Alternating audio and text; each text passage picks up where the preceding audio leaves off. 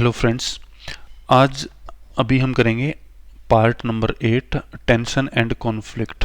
Means 1991 के बाद में क्या क्या कॉन्फ्लिक्ट मीन्स डिसइंटीग्रेशन के बाद में क्या क्या कॉन्फ्लिक्ट एंड टेंशन हुए किसमें, यूएसएसआर वाले पोर्शन के अंदर।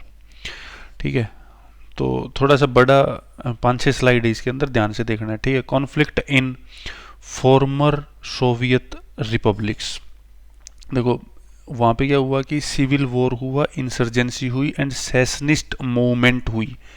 तो सेशनिस्ट मूवमेंट क्या होता है, पहले तो ये देखना है। सेशनिस्ट मूवमेंट ये होता है कि जब आपके एरिया मीन्स आपका एक पूरा का पूरा कंट्री है, नेशन है, स्टेट है, उसके अंदर से कुछ ऐसे लोगों का ग्रुप मिलके और आपके देश से अलग होके और उसी में से एक अलग देश बनाने की कोशिश करे, उसको बोलते हैं सेशनिस्ट मूवमेंट।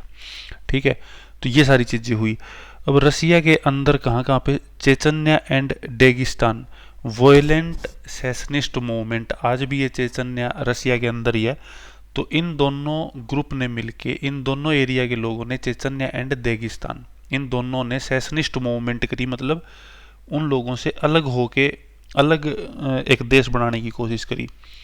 अब Moscow military responses caused human right violation. अब क्या है कि मॉस्को की जो, मॉस्को मीन्स रसिया की जो कैपिटल है, तो उसकी मिलिट्री ने क्या किया, रिस्पॉन्ड किया और उसकी वजह से ह्यूमन राइट वायोलेशन हुए। But failed to suppress independence aspiration. But Russia की जो मिलिट्री है वो उसको कंट्रोल करने में, सप्रेस करने में नाकामयाब हुई, फेल हो गई। ठीक है, अच्छा अब आते सेंट्रल एशिया के अंदर क्या क्या हुआ। अब देखो ताजिकिस्तान के अंदर सिविल वॉर हुआ, कब तक, 10 साल तक हुआ, 1991 से लेके 2001 तक। उसके बाद में sectarian conflict across the sectarian conflict across the region. एक तो याद रखना है तजाकिस्तान, रसिया का बात हो चुकी है, ठीक है, ताजिकिस्तान की हो चुकी है। अजरबैजान, अजरबैजान के अंदर ethnic Armenians seek union with Armenia. अब एथेनिक देखना है, एथेनिक क्या होता है। एथेनिक वैसे तो वर्ड सिंपल लगता है और बार बार में आता है, लेकिन एथेनिक का एग्जैक्ट मीनिंग नहीं पता होता मोस्टली लोगों को। एथेनिक का मतलब है कि जब आपके कंट्री के अंदर, जैसे कि इंडिया के अंदर एथेनिक डाइवर्सिटी है, इंडिया के अंदर लैंग्वेज डाइवर्सिटी है, रिलीजियस डाइवर्सिटी है। कैसे, रिलीजन बहुत सारे हैं, लैंग्वेज बहुत सारी है, एथनिक डाइवर्सिटी भी है। लेकिन एथनिक होता क्या है, अब देखो जब आपके किसी एक एरिया के रिलीजन, उनका लैंग्वेज, उनका कल्चर, उनका रहन सहन, उनका फूड कल्चर, जब ये सारी चीज़ें किसी एरिया के लोगों की सेम होना और बहुत लंबे समय तक, उस एरिया को बोलते हैं एथेनिक। मीन्स ये इनका एक वो एथेनिक कल्चर हो गया। ठीक है, तो जैसे कि फॉर एग्जांपल इंडिया के अंदर क्या है, इंडिया के अंदर जैसे कि ये एरिया है, ये एक अलग एथेनिक ग्रुप हो गया, ये एरिया अलग ग्रुप हो गया एथेनिक, क्योंकि इनकी जो लैंग्वेज है वो तमिल लैंग्वेज मिलेगी, इनका अलग ड्रेसिंग सेंस मिलेगा, इनकी बोली अलग है, इनका रहन सहन अलग है, इनका रिलीजन, चलो रिलीजन इनका हिंदू मुस्लिम जो भी है। तो एथेनिक का मतलब समझ गए, जिनका फूड कल्चर, जिनका लैंग्वेज, जिनका एक जैसे होता है ना कि बातचीत करने का तरीका, ठीक है, रहते कैसे हैं वो लोग, उनका ड्रेसिंग सेंस कैसा है, तो उसको एथनिक ग्रुप बोलते हैं। तो अजरबैजान के अंदर Armenian, ethnic Armenian seek union with Armenia. अब अजरबैजान के अंदर कुछ लोग ये चाहते थे कि हम लोग अर्मेनिया के साथ मिल जाएं। 4 देश हो गए, Russia, Armenia, Azerbaijan, Tajikistan, Georgia. Independence demand in 2 provinces leading to civil war. Civil war शुरू हो गया। सिविल वॉर क्या होता है, सिविल वॉर ज़्यादातर लोग ये समझते हैं कि सिविल वॉर का मतलब है कि जब सिविलियन आपस में लड़ना शुरू कर दें। नहीं, सिविल वॉर का मतलब है कि जब दो पॉलिटिकल पार्टी पावर को गेन करने के लिए आपस में लड़ना शुरू कर दें, that is called civil war. ठीक है, आपस में जनता लड़ना शुरू कर दे, वो सिविल वॉर नहीं होता।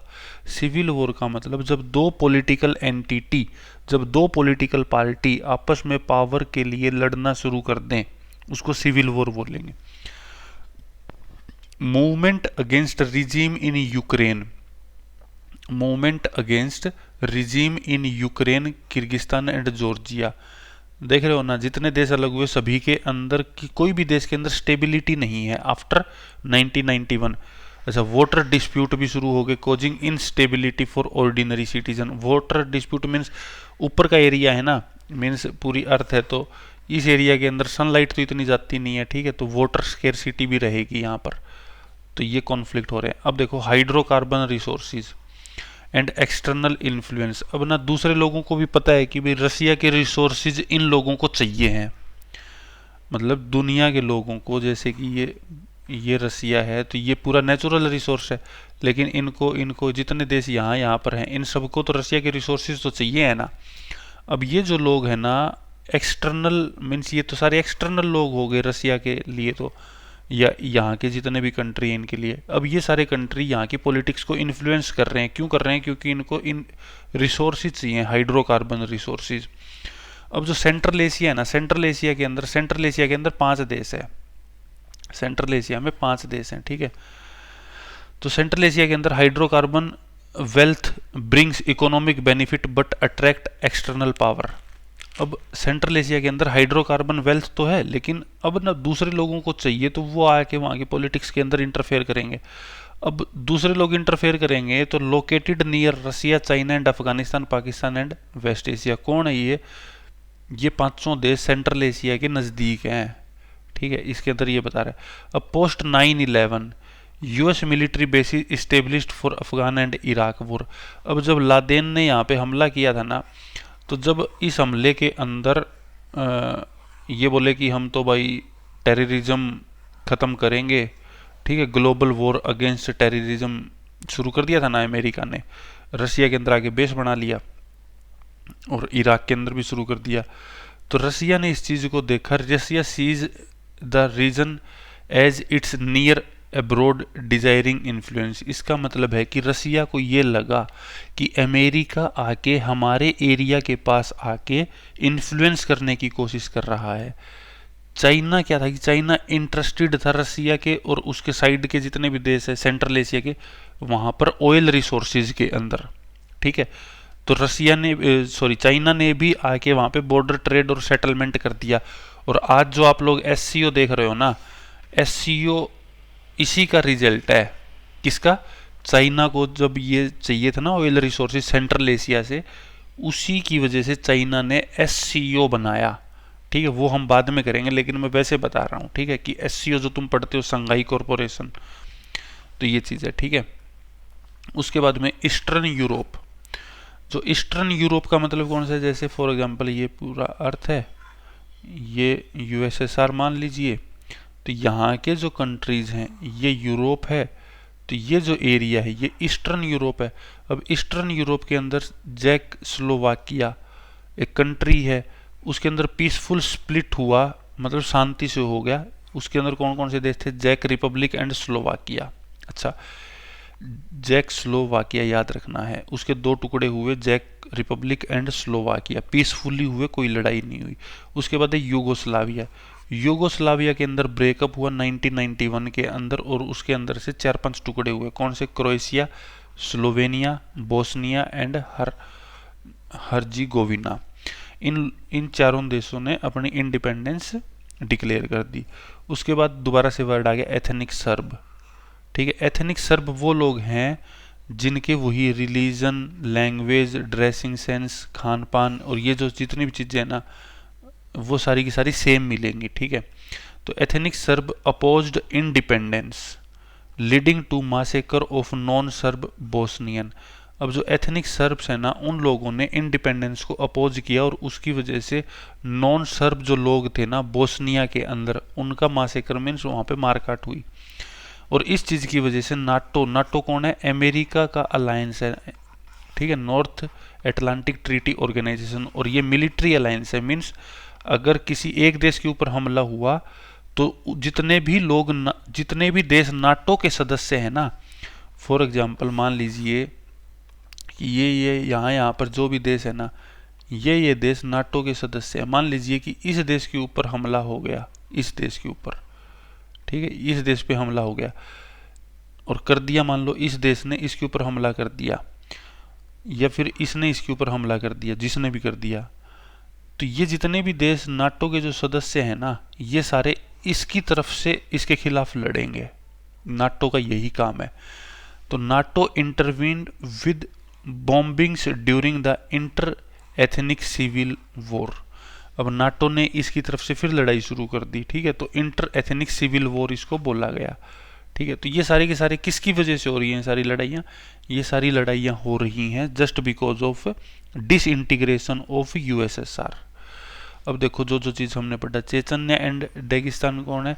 जो रसिया से अलग होना चाह रहे हैं। सेशनिस्ट मूवमेंट का मतलब है कि जो अलग देश बनाने की कोशिश कर रहे हैं। ह्यूमन राइट वायोलेशन कब होते हैं? इस चैप्टर के हिसाब से जब रसिया की जो मॉस्को की जो मिलिट्री है वो इनको कंट्रोल करने की कोशिश करती है लेकिन फेल हो जाती है, और ह्यूमन राइट वायोलेशन होते हैं। ताजिकिस्तान सिविल वॉर आप लोग को बता दिया। Nagorno Karabakh, Georgia civil war, hydrocarbon resources, US military bases, Russia near abroad, China influence, Czechoslovakia split, Yugoslavia breakup, inter ethnic civil war कब होता है? जब नाटो की आर्मी आके इंटरवीन करती है, और नाटो इंटरवेंशन, ये सब है आप लोगों को याद रखना है। अब क्वेश्चन देख लेते हैं। What were the key causes and outcomes of conflict in the former Soviet republic and how did external force powers influence the region? अब एक्सटर्नल पावर ने इन्फ्लुएंस क्यों किया? क्योंकि उनको रिसोर्सेज चाहिए हैं, ठीक है, पहला ये चीज समझ आ गई होगी। उसके बाद what were the key causes and outcomes of conflicts, what were the key causes and outcomes of conflict in the former Soviet republics. तो अभी इस क्वेश्चन के अंदर हमें वो सारी बातें बतानी है कि किस किस देश के अंदर कॉन्फ्लिक्ट हुए, जैसे रसिया, चेकोस्लोवाकिया और ये सर्बिया, स्लोवाकिया, और ये जितने भी हुए ये आप लोगों को बताना है, ठीक है। अगला जो वीडियो है वो है India and post communist country, मतलब जितने भी ये देश बने उनके इंडिया के साथ में क्या रिलेशन थे, ये चीज़ हम लोगों को बतानी है, ठीक है। चलो वो हम लोग नेक्स्ट वीडियो के अंदर करेंगे। Thank you.